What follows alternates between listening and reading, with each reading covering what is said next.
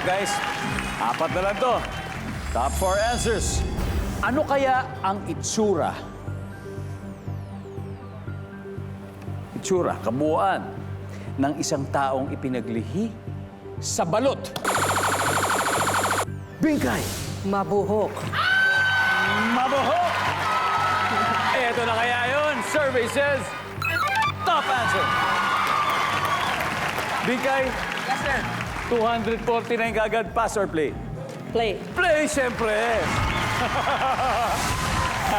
Buong game sila naglaro, sila nag-steal. Ang tanong, masustain kaya nila, JC? Ano kaya itsura ng taong pinaglihi sa balot? Pawisin. Pawisin. Sa bagay. Services. Pawisin. James, ano kaya itsura ng taong pinaglihi sa balot? Mukhang sisiw. Nandiyan ba yung mukha sisiw? Wala. Guys, rights riches. Pwede isip na kayo. Carlo, kailangan makuha mo to. Okay? Ano ang itsura ng taong ipinaglihi sa balon?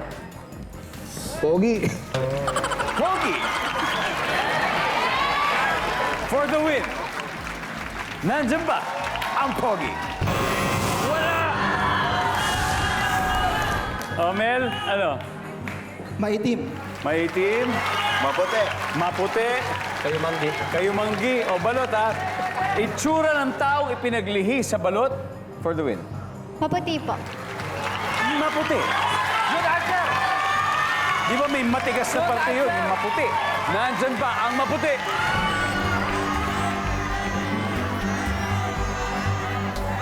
Diyan, maputi.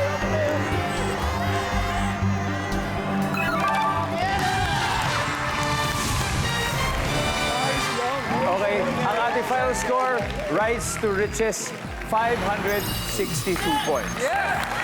Tumbukeros, magaling kayo sa bilyar. Magaling na magaling talaga kayo. Palakpakan po natin. Pambilyar lang. Hindi, siyempre, nagkakataon lang yan, James. Maraming salamat sa inyo, Carlo. Bingkay, sana yung nag-enjoy kayo. Opo, nag-enjoy. Muntik na. Eto, may dalawa pa. Sino gusto sumagot? 5,000 pesos.